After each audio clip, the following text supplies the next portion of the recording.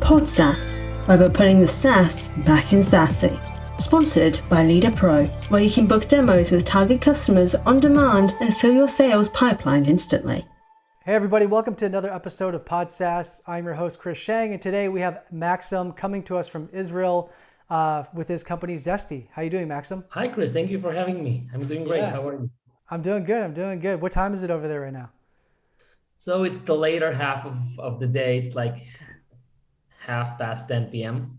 Okay. And have you grown up out in Israel and lived there most of your life, or?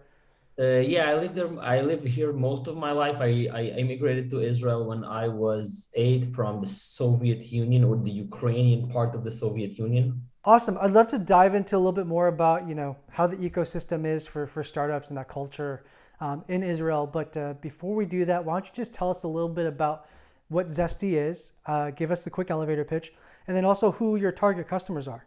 The concept of the cloud is that you can take any resource for as much as you want, and you just lease it and you just pay for how much you have required. The reality with that amazing offering is that you have to be the one configuring the specifications of the items you are going to use. And because you manually configure them and those configurations remain static, there is a lot of waste and there is a lot of inefficiency within that cloud space. What Zesty does, we actually mimic user behavior and automatically and continuously adjust the cloud configurations to enable our customers to benefit from a more efficient cloud environment. And who are your target customers? Like, what are the persona types that you guys are selling into? So we're actually selling to any company that uses the cloud as a source of the cloud and as a computing infrastructure solution. And we are actually selling to anyone from the DevOps or people who are responsible for cloud infrastructure all the way up to the CTO. Is it a different process selling to DevOps versus CTO? Like, do you have like a bottom-up approach in terms of, I imagine the primary end user would be like somebody in the DevOps role, but that the decision-making process for budgetary decisions might be higher up, like the CTO role. So how do you tackle it from top down versus bottom up in terms of strategy? So the top-down approach is you do a theoretical pitch, and when it resonates, it being rolled down from the CTO all the way to the user.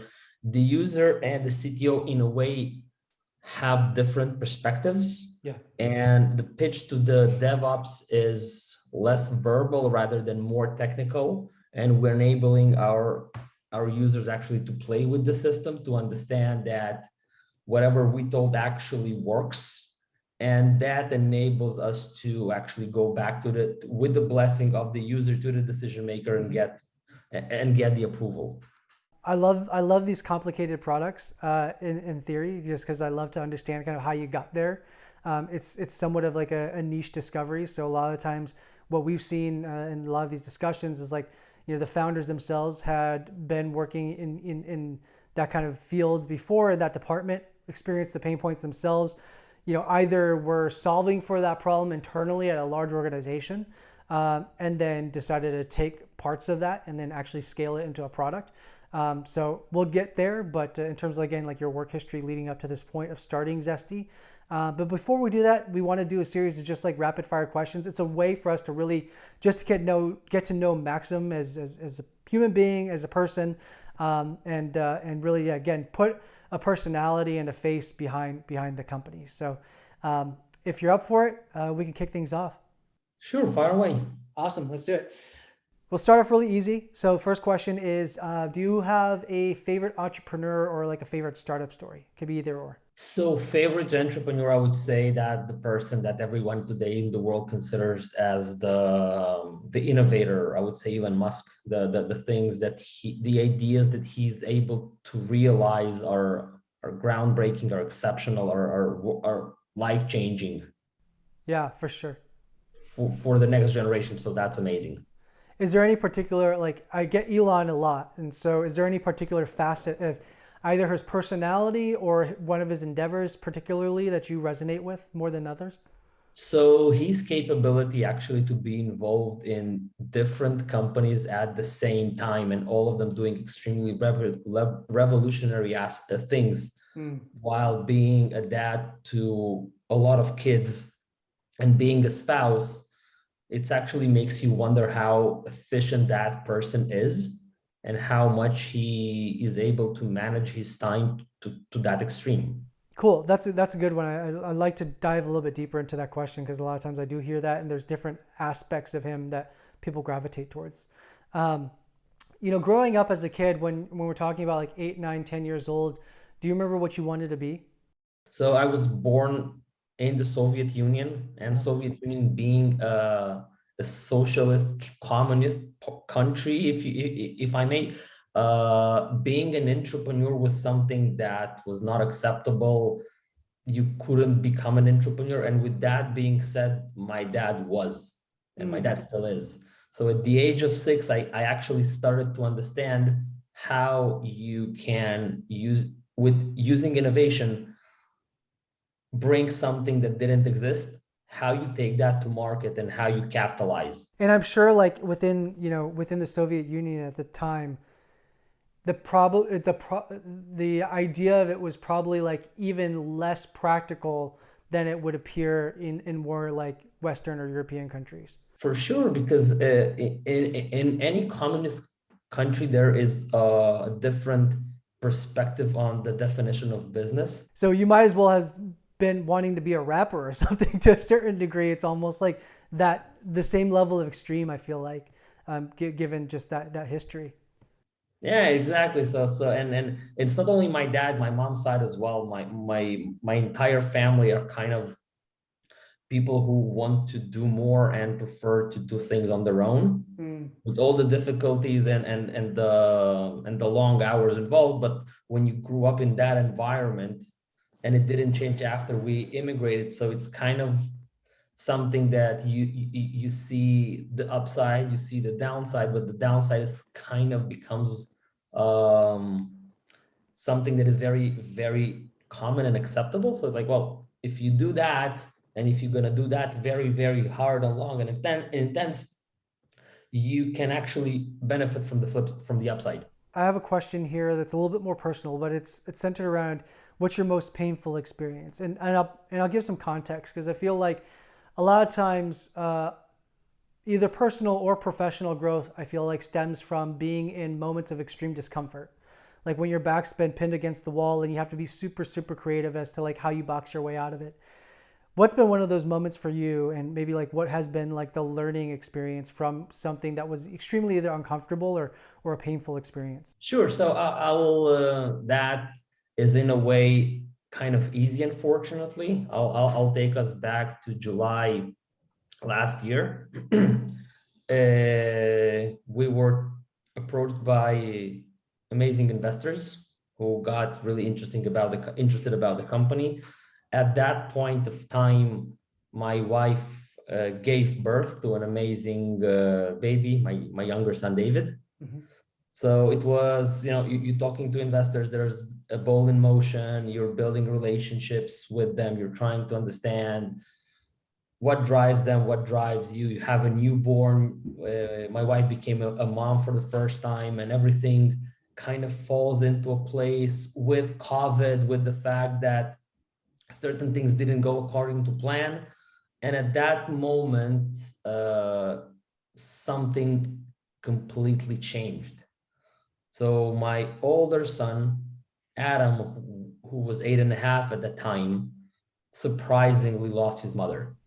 Oh no. Okay. And I was in a reality where, you're home, you have your spouse who is learning how to become a new mom because she just became one. Mm-hmm. There is a week-year-old or 2-week-old baby, and you have your son, your older son, who is dealing with the grief of losing his mother. Yeah. And in between that, you are also talking to investors, and there is a company of I think we were around 50 people at that time, that requires also attention. Yeah. And at that point, what I found what was the most amazing part for me is the people that I had around me. Mm-hmm. Everyone in the ecosystem, my management team, my existing investors, people who became my investors and led the last round, actually gave me everything I needed. They enabled me to do what I needed to be there for my family. And everybody just stepped up and gave me more than I would imagine I would get. And at that point, it kind of changed priorities a bit on how you build a great company and how you build something big. And it all narrowed down to, well, you're working with people. You're working with human beings as you are, and everyone has a story, and everyone has had in the past a story that just humanizes them. Mm-hmm. And once you start discussing and you understand that the priorities of, of the other party, of the other person is similar to you, right? You understand that this is a partnership that you can leverage, and it would be there. That's a good explanation, and it's a great experience to drill in on. I do feel like a lot of times in these extreme loss situations, there's so much perspective to be gained, and that's got to be the silver lining. I think most of the times is like the perspective that you learn about how fragile life is, about some of the things that we may have complained about before, or worried about before, or stressed out about before, is somewhat minuscule in the grand scheme of everything else. And I think it shifts, I think, a lot of the things professionally too, to realize the human element of those relationships, those experiences, whatever you are building, no matter how technical it is, you are still providing either like some kind of return on investment in some human way, right? Like even if it's going to be improving top line revenue, you're giving that company, that team, the ability to better take care of their family, better take care of their experiences, or experience new things that they may not have been able to do before. Or it might be something where it's, improving, bottom line and providing more time for them and solving something for that. And which case you're allowing them to not have to, be in front of their computer all day long doing mundane things, and that they actually can now spend more time with loved ones. I feel like that's, I think having gone through something similar with losing my father and that experience of like a long time, like over 10 years ago now, but that's one of the things I think I picked up, and seems like something that you've learned a lot of perspective from, in terms of like how you then apply back to not just personal, but it seems like professionally too. For me, the definition of a company, it's a group of people that have that trust each other, that respect each other, and we all have a common goal. Yeah. And when you have the right priorities, and and there's an understanding that all of us here to make something big, that culture kind of helps us to create this culture. It's not only words, work hard, play hard. Yeah. The definition of play, you don't have to play hard. You can just relax. Yeah. And by enabling that moment of sanity, that moment, well, I have to think, or I have to disconnect, I have to be with my kids, I have to be with my spouse, I have to be with myself, rather than saying, well, another task, another, actually creates an effect where your partner saying, well, I want to do more, I want to do smarter, I don't want to do more hours, I want to invest more time in thinking by making something more efficient, something better. And I'm just taking what Steve Jobs said. Well, we hire great people, not to tell them what to do, but to listen to them and think together and create this notion of togetherness, achieving great things. A lot of the founders that they get to an inflection point where they realize it's not about how many hours that they put in every week or every day. And certain industries, or when you first started off as an entrepreneur, like that might have been something that you measured yourself against, right? Like it was almost like a vanity metric of like, I put in 80, 100 hours a week, but at the end of the day, that doesn't yield necessarily the same output, or that's not a measure of productivity. It's not the right unit of measurement. And at the end of it all, it's like you have to find out what are your maximum peak in terms of productivity hours, and what do you need to give yourself breaks from. And that could be interjected in the normal work hours, but that allows you then to be more optimal in terms of the time that you are showing up in terms of efficiency and productivity. And I feel like a lot of the founders I've spoken to get to this impetus where that's like an inflection point where they see that it kicks in, and then they realize, okay, my time now needs to be, and usually it's going to be like something around, they hit a growth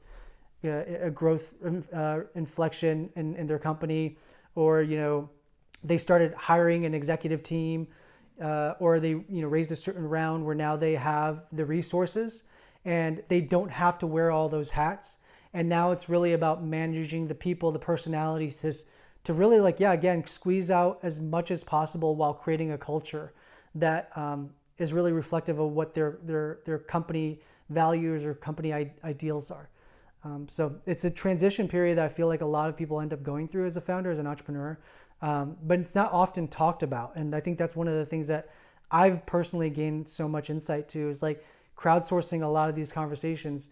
I hear a lot of that, and that's kind of like, I think something a lot of listeners really can appreciate as something to like be on the lookout for, of like, this is something I should be planning for. After I do those long hours and stuff like that, that it's going to change. It's going to have a point where I need to start, prioritizing different things. You need that support as much as possible from anyone. From your partner, from your spouse, from any positive vibes keeps you going.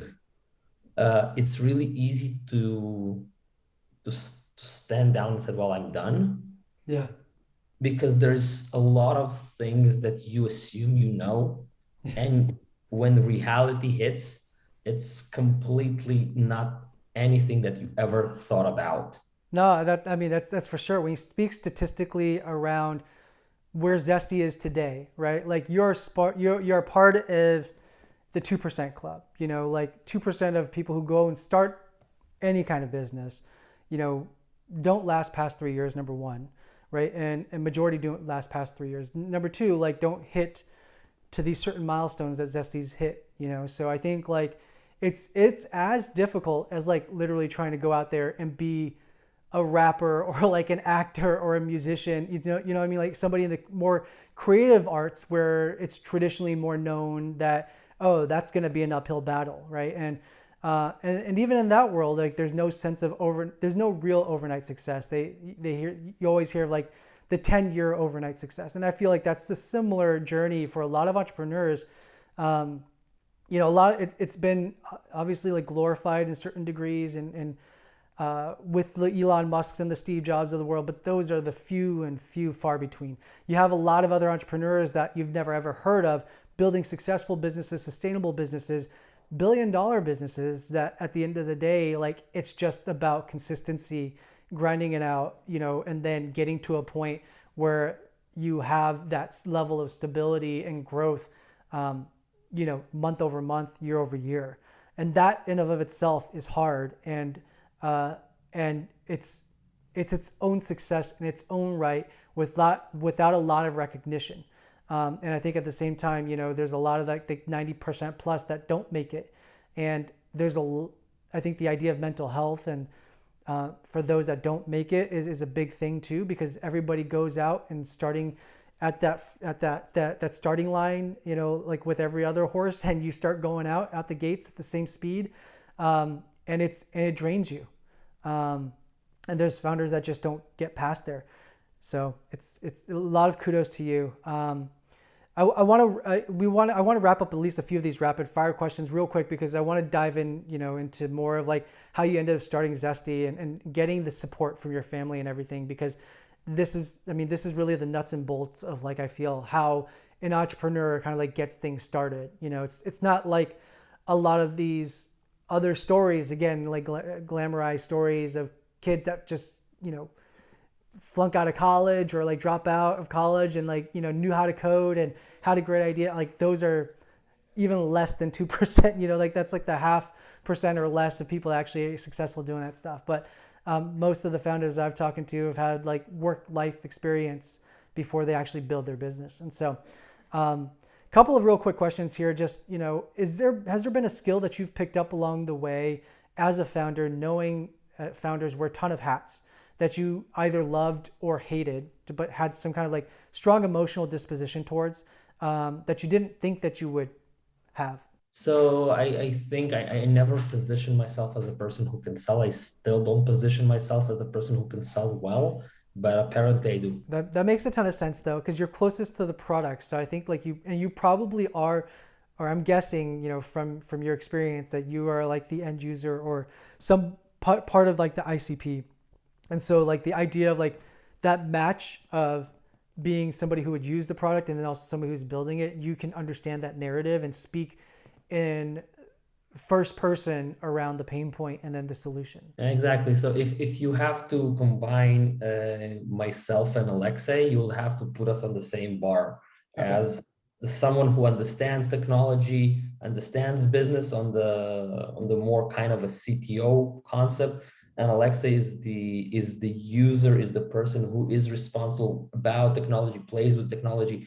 So between the two of us, we kind of are the ones who were designing and planning the product and trying to understand how we get the users to use and how we get the buyers how we get the decision makers to sign off. Yeah, I feel like even the strategy from the bottom up is something that you guys have seen and witnessed, and that's how like as part of like a go-to-market motion, is that you probably saw that in other organizations already firsthand. So cool. Another quick question here, and then just two more.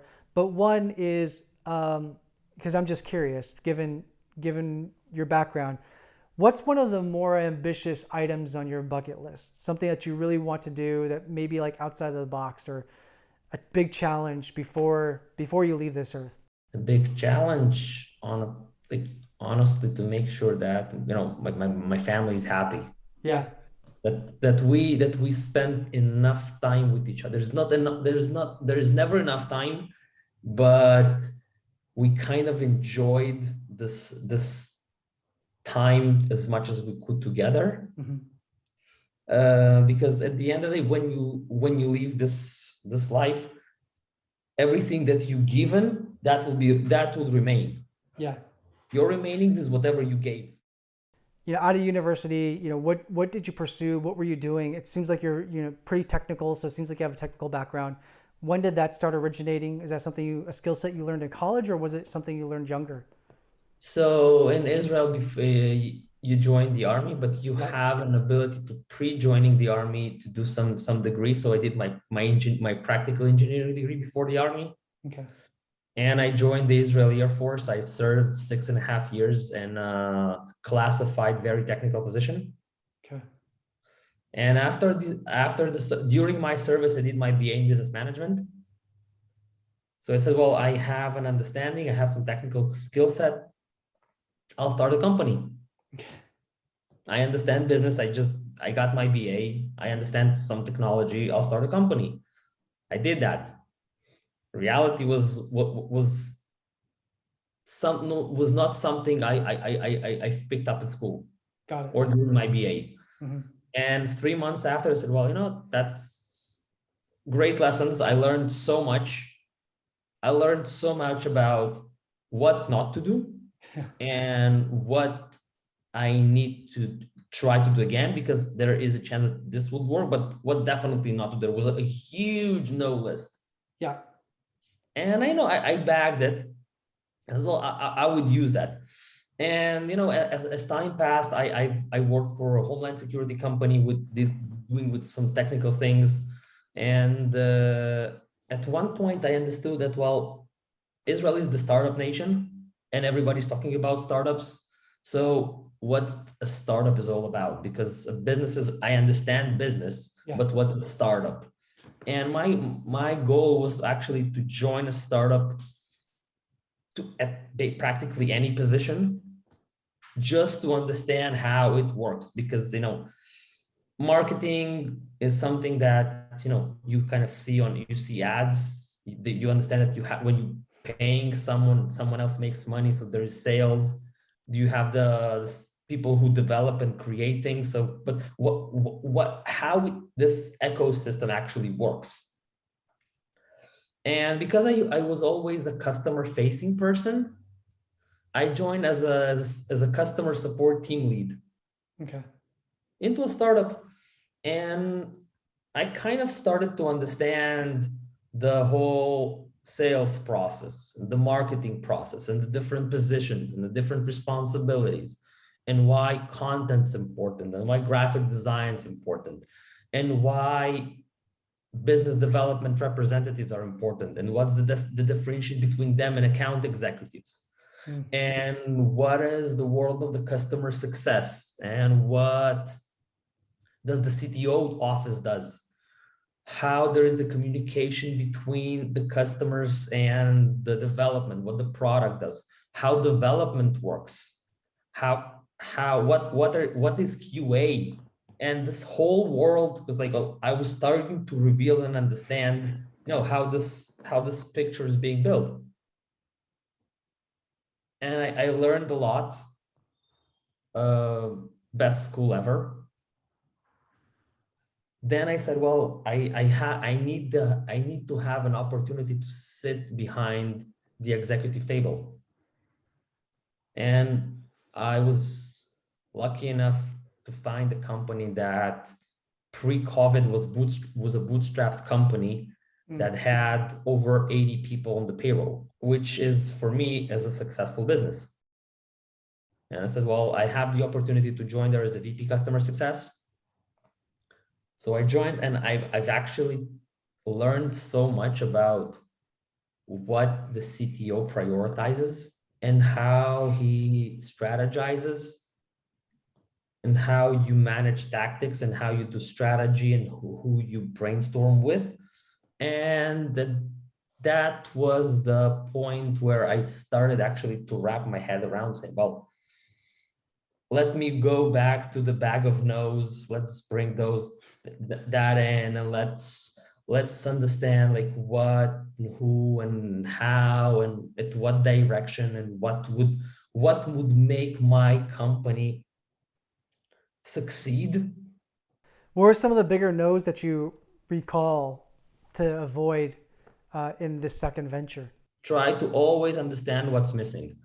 If the other party, because it's, in a way, when you're starting a business, there is a lot of transactions in it between humans, between a lot of, so if you get a no, if someone invested efforts into listening to you and sharing a feedback, and an honest and open feedback, not sugar-coated, just a blunt feedback, try to ask, okay, what would turn that no into a yes? That enables it. And if you actually considering that person to be someone who you would want to do business with, you would go and ask that, and you do a benchmark and trying to find the lowest common denominator. And if you convert that no to a yes, you can create 5 additional conversations out of the initial 10 you had, and you're kind of in a way building a funnel of, well, what's missing? I've did X, Y, and Z. What else? You speak my language in that sense of like being able to understand what's going to turn the no to a yes, and then build what's going to provide value for those that say, yes, I need X, Y, and Z to then move forward with this. People love to provide feedback. People love to talk about what is going on in their day-to-day that is a pain in the butt, and if somebody can help solve these things that are a 4 to 5 out of a 5 pain scale, they'll pay for it, and you don't need to try to let your ego get in the way and say, we're going to build this and go down this path of building something that ultimately is not solving a real pain. Just ask the questions, get to the end users of who you're trying to sell into, at least in theory, hypothesizing and then going after that hypothesis and proving it out or disproving it. Very cool. I love that ideology. So then when you started Zesty, right, like how did the idea come for in the very beginning? In my previous company where I was the VP customer success, I had a lot of customer discussions about the amount of money they are paying to the cloud provider, because the platform is unpredictable, because things change, and there was a feeling that they're overpaying. I was in a travel tech company. I was bombarded about why the cloud is expensive. And I was like, well, it's not really sure, but okay, if that's your problem, I'll try to figure out how can I solve it. So I called Alexa and I was like, Alexa, like, why the cloud is expensive? Now his answer blew my mind. It's like, well, Max, I make it expensive. What do you mean? Dude, stop. He said, no. Remember when you used to come to me and said, well, there is something with the product, it becomes glitchy, it doesn't really load in time, there was latency. I said, yes, well, I did, and I checked, and I increased our cloud footprint, made us pay more. I said, okay. I said, well, that's how it works. I said, well, now, can you shrink it? I said, well, yeah, but at what point I would have to reinflate it again? And I said, well, can you do that? He said, Max, that's humanly impossible. There's too many moving parts. I said, okay. Now, the story about Alexa is a boy genius who started coding at the age of 12. Okay. And he gave trainings about software and development at the age of 16. So I said, well, if you can inflate something, you can deflate it, because it's software, right? It's not a physical item, it's the cloud. So you can actually play with the software to change. Says, yeah. I said, well, if it's software, can you build it? I said, yeah, in theory, yes. I said, okay. Then I came to him, I said, listen, this is a problem. This is a huge, huge problem. Alexa understands this space. He's building things. He's responsible for cloud infrastructure. He knows how to write code. He's a boy genius.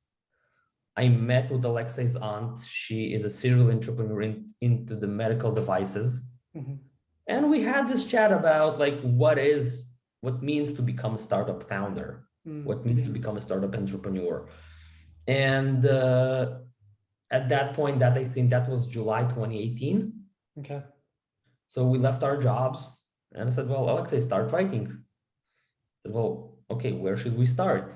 I said, well, if you can, let's figure out what you can do. And he said, well, let's brainstorm on what will be the first step. And we started picking up the phones and calling our friends saying, hey, do you have this problem? Well, here what we can do, here what we can help. Let's figure out how we can, get your data, start to brainstorm, start to build. We had like an idea of what was the first thing we can automate. And we started having those calls, those discussions. So in 2019, when we registered the company, we already had a couple of early adopters, and we ended up taking an angel investment from Alexei's aunt. Okay. He says, well, I see your passion. I see how it drives you. You actually have some buzz. So just have some food. There's some money. And a few months later, we raised some pre-seed round that actually enabled us to bring people and to hire our first employee. That was like, wow, we're gonna have like someone who can help Alexei to write things faster. Yeah. And we got the second and the third and the fourth, and I was lucky enough that Lori, the person who managed me in the company where I was the head of customer support, joined me.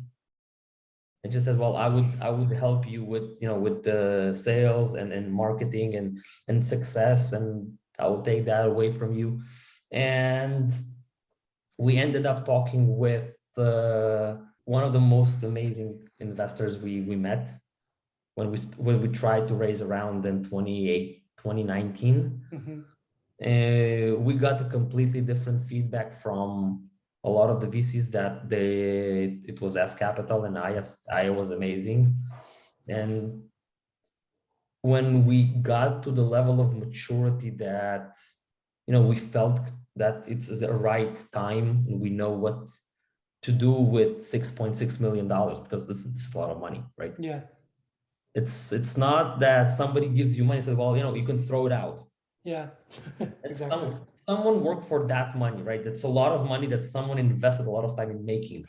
And they giving that to you and they trust you with that money to invest on their behalf into your idea. How long is that time period where you're like really just trying to find some semblance of market fit by identifying the pain point existing within other areas, and then maybe building some kind of MVP for that? So we had an MVP in the air, I would say around before the pre-seed round. Alexei was just writing. Okay. He wrote code all the time. Got it. Like we have pictures where Alexei and me are on a bus and he's sitting and writing code on a bus, because you can take your phone and use that as a router. I know you've raised a considerable amount now, but like what led to you having the confidence to go and raise your latest round, for example? Customer feedback. Okay. So when your customers are saying, well, when you gonna do this? And can you do that? Because I understand that in a way how to, because we spoke about your philosophy and your perception. If we'll build it, right, we already have someone who is willing to try this out. So there is additional branches you can branch out within the same user base. Yeah. And you understand that if your users already need additional aid, then there's other users who would need that as well. So you are actually going and doing more. Yeah. And you understand that there is a need for technology. And then you have this process of, well, how can you do that? And like, well, I don't know. Let's think. Let's figure out what we can do, because, it's software, right? So everything can be done. Yeah. So let's think what can be done, how you can change it, how you can fine tune it, how can you manipulate that? What are the priorities of your user? What he would be looking at when he would say no? What would scare him? What we have to check before we develop it? What are the red lines we should not cross? In 5 years from now, like, do you foresee that, this is something that you take public, or is it something that you look for an exit? Or is this something where you really want to like just, dedicate your life to and realize the maximum potential of what the business can become?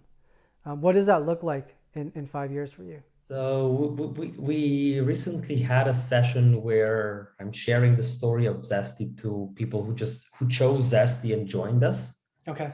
And I have this question being asked very, very often. And I always have the same answer. I enjoy my day to day. Like I enjoy the freedom that when I need that freedom, I can have that freedom.